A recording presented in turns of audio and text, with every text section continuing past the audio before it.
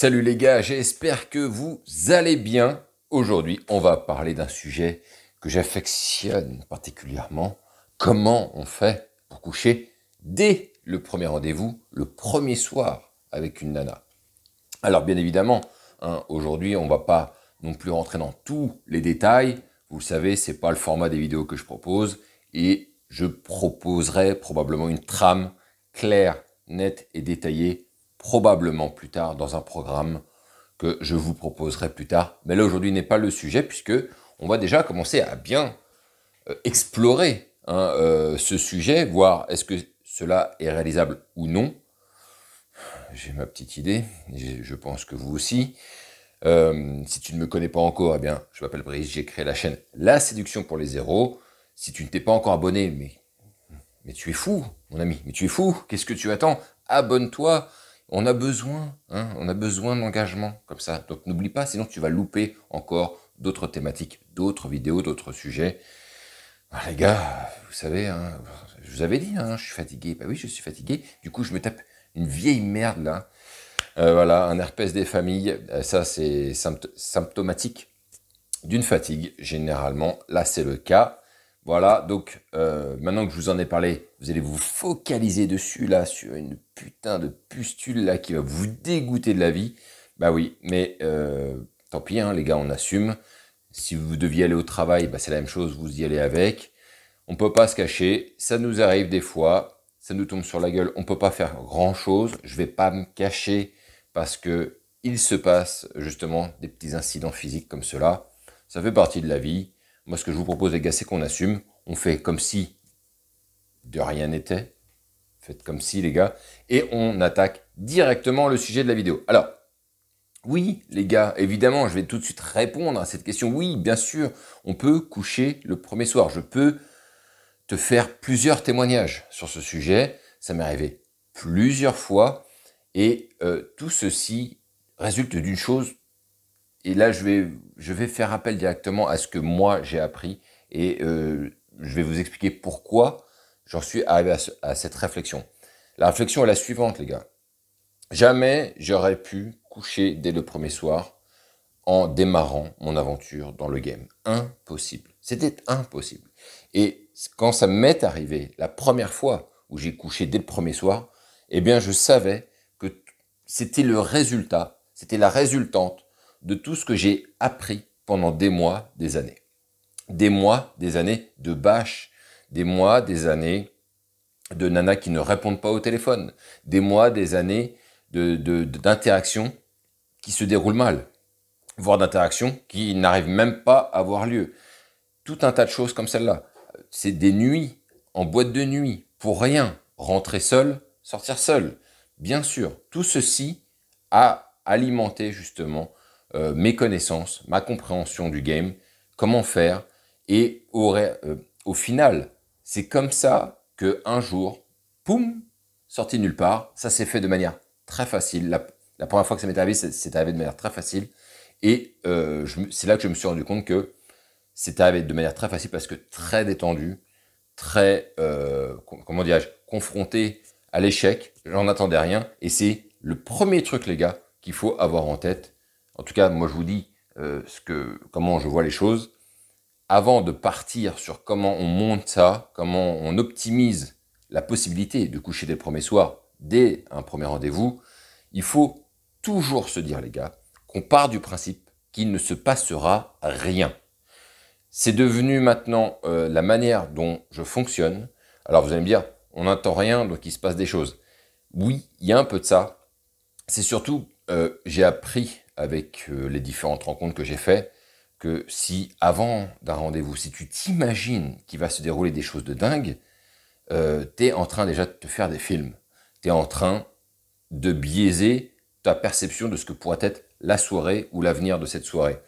Or, il faut remettre les choses dans leur contexte, les gars. Avant de partir dans n'importe quel délire, et je sais que c'est difficile, les gars. Je sais très bien, on espère des fois beaucoup, on se dit, ah là là, peut-être que ce soir, il va se passer, voilà.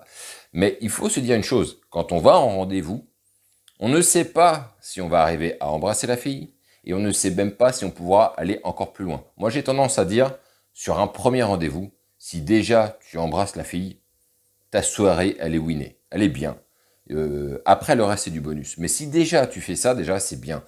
Tu peux aussi repartir avec rien. La fille, elle tourne la tête ou tu n'oses pas l'embrasser. Tu peux repartir avec rien. À force, tu comprendras que on ne peut pas savoir comment se déroule une soirée. Le seul truc qui peut te dire, qui peut donner des éléments sur la manière dont une soirée peut se dérouler, c'est la manière dont tu es en relation déjà avec la fille avant même de se voir. C'est-à-dire que si tu as fait une putain d'interaction de fou furieux, que déjà il y a eu beaucoup de choses échangées, etc., eh bien, dans ces cas-là, effectivement, ça part tellement du bon pied, tu sens qu'elle a envie de te revoir, elle te relance, moi je suis dispo tel jour, elle fait des efforts pour dégager du temps. Tout ceci est très bon signe et a tendance à bien annoncer les choses. J'ai envie de dire les choses comme ça. Ça ne veut pas pour autant dire non plus que tu vas coucher avec la nana le premier soir. Tout cela, on n'en sait rien. On n'en saura d'ailleurs jamais rien à l'avance. Même une nana qui te parle de cul avant, etc., faut toujours s'en méfier. Mon expérience me fait dire que c'est celle, comme les mecs d'ailleurs, qui en parlent le moins, enfin qui en parlent le plus, qui en font le moins. C'est valable pour les mecs, c'est valable pour les nanas. J'ai vu beaucoup de personnes se dire très à l'aise avec le sexe et au moment où les choses sérieuses approchent, ça se déglingue et plus rien. Ouais, mais non, j'ai des principes. Bah, allez, vas-y, au revoir.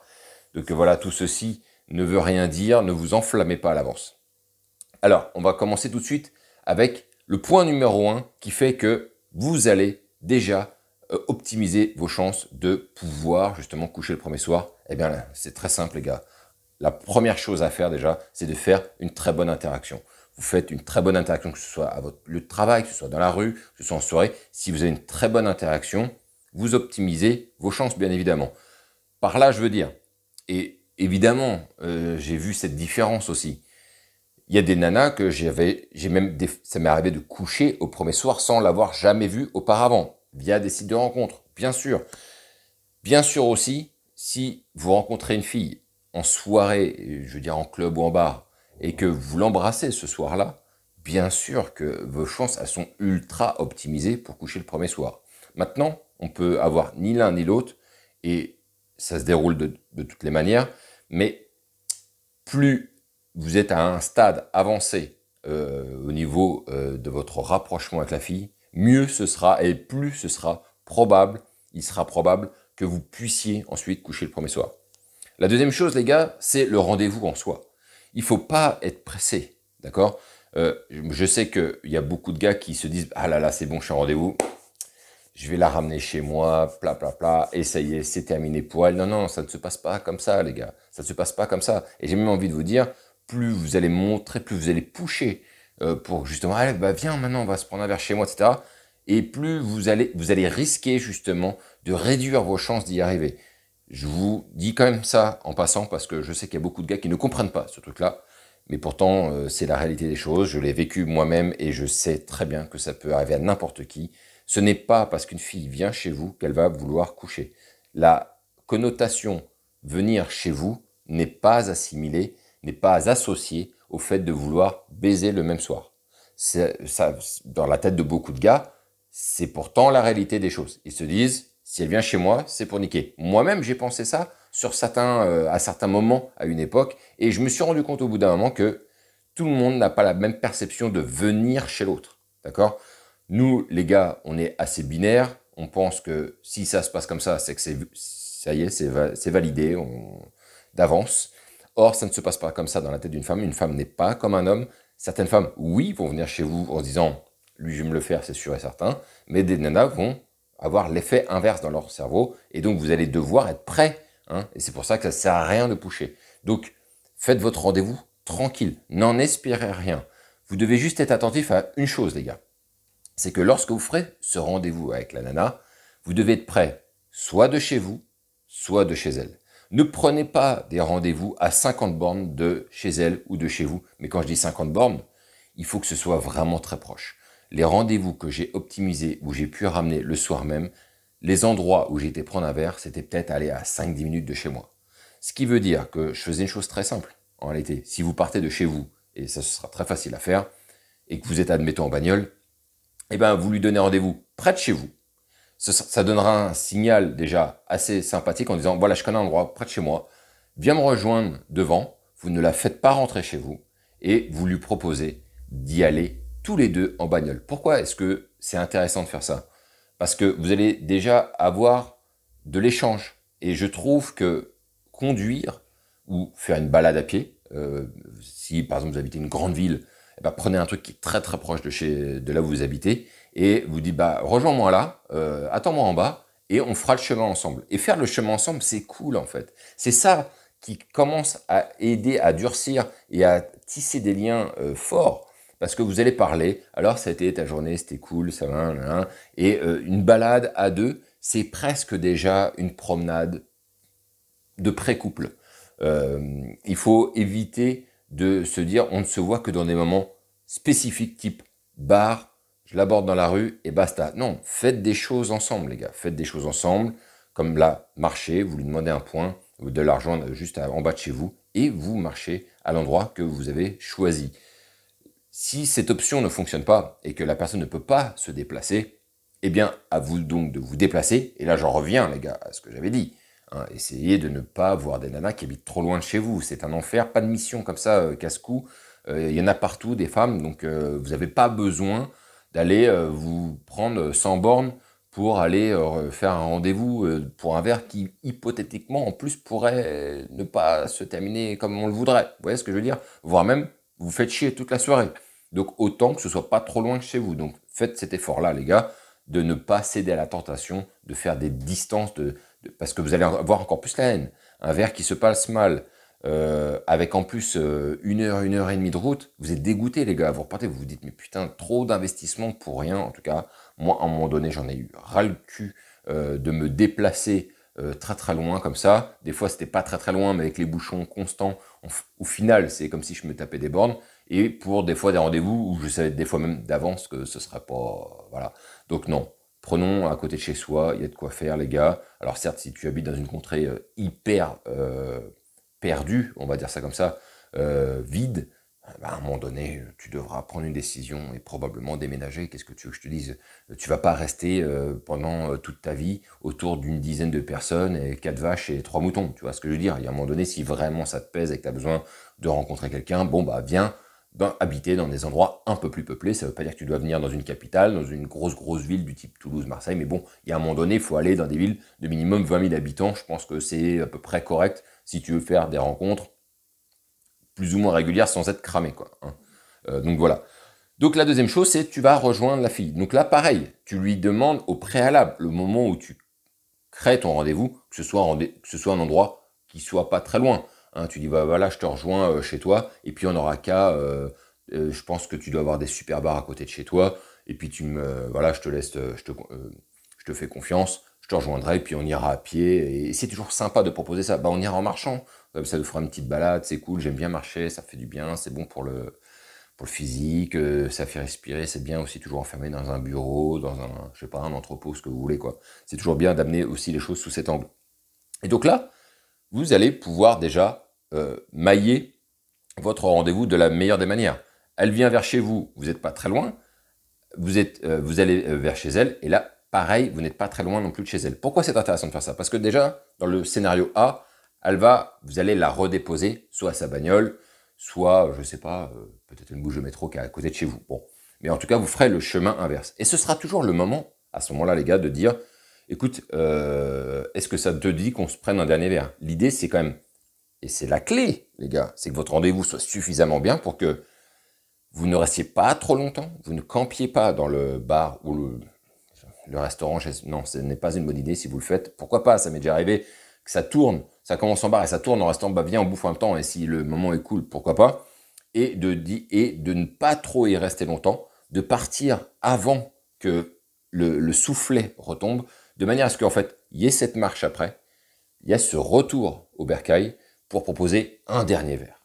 Viens, tu sais quoi, je te propose, bah viens, on n'a qu'à aller se prendre un dernier verre si ça te dit, j'ai une petite bouteille de blanc au frais, bon bah ok, voilà, tu vois, puisque de manière, il y avait déjà le bon moment passé, et vous devez avoir ça en tête les gars.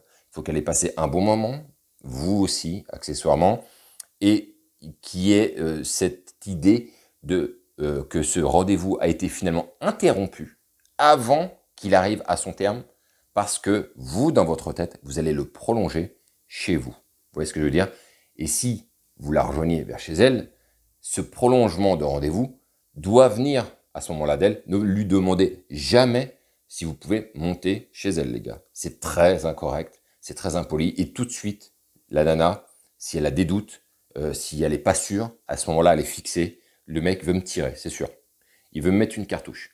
Donc, ne lui proposez rien. Et je ne vous raconte pas le nombre de rendez-vous qui se sont terminés chez des femmes où je n'ai rien proposé. J'ai juste, des fois, déposé la nana devant chez elle. Elle me dit, bah, si tu veux, on peut se reprendre un petit verre, j'ai de quoi, bah, ok. Et à chaque fois, c'est parce que le rendez-vous s'était très bien passé. Il y avait une bonne ambiance, une bonne humeur. Et il y avait ce petit truc qui disait, j'ai pas envie, je le prolongerai bien encore, ce rendez-vous, de la part de la fille. Et c'est ça, les gars, que vous devez aller chercher. Et vous allez voir que si vous réunissez ça, les gars, ce sera 1000 fois plus simple de coucher le premier soir. Et je vous le dis, hein, à un moment donné, je sais plus, il y a un an peut-être, un an ou deux, je crois que toutes les nanas que j'ai rencontrées, je n'ai jamais couché chez moi en fait. Ça a toujours été chez elles. Et pourquoi? Parce qu'il y avait la confiance, il y avait le bon rendez-vous qui avait été fait, il y avait une bonne ambiance, tout était réuni, qui fait que, en les déposant, je m'attendais à rien en fait, et j'en avais rien à foutre si je montais ou pas, mais derrière, ça proposait, est-ce que tu veux monter? Pourquoi refuserais-je, hein? Franchement, ce serait quand même dramatique de le faire. Donc évidemment, je n'en refusais pas. Et voilà comment il faut mettre ça en place, les gars, dans votre tête. C'est plutôt simple et compliqué à la fois, parce que je sais très bien que c'est très abstrait, l'idée d'un rendez-vous. Je vous filmerai probablement jamais un rendez-vous. C'est chiant à regarder. Ça m'est déjà arrivé de voir des mecs se filmer un rendez-vous. Qu'est-ce qu'on s'emmerde? On a l'impression qu'il y a deux personnes, voilà, ils discutent. On voit pas la technicité, on voit pas ce qu'il y a de pertinent là-dedans. Bon, mais il faut surtout ne jamais oublier, les gars, qu'il y a des ingrédients à mettre dedans. Je vous en ai donné une partie. Là, pareil, je reviendrai probablement sur un programme où je rentrerai bien plus dans le détail, où je vous donnerai vraiment les steps qu'il faut franchir pour pouvoir justement optimiser vos rendez-vous, de manière à ce que après, pour coucher, ce soit simple. Voilà, le plus simple possible. En ayant toujours en tête, les gars, que ce n'est pas une règle stricte, que ça peut vous péter la gueule à n'importe quel moment. C'est la vie, c'est comme ça. Mais à un moment donné, quand on monte dans son game, on réduit drastiquement justement les moments où il se passera rien et ça devient même plus qu'un détail de l'histoire, comme on dit. Donc voilà, dis-moi ce que tu as pensé de cette vidéo. Dis-moi si tu as aimé, tu n'as pas aimé. Si tu n'as pas aimé, dislike. Si tu as aimé, like. N'oublie pas, hein, les gars, on essaye de monter jusqu'à 1000 abonnés. Hein, c'est pas évident, mais c'est le target pour 2022. Dis-moi ce que tu en as pensé dans les commentaires. Ça fait marcher l'algo et ça me fait plaisir de vous lire en plus. Donc c'est un vrai plaisir toujours de pouvoir répondre. Je ne peux pas répondre toujours à tout, mais j'essaie de le faire au maximum. Bien évidemment, des fois, ça ne mérite pas de réponse, aucun intérêt, mais en général, j'essaie de le faire. On se retrouve, les gars, la semaine prochaine pour une toute nouvelle vidéo, et surtout, comme d'habitude, vive le game.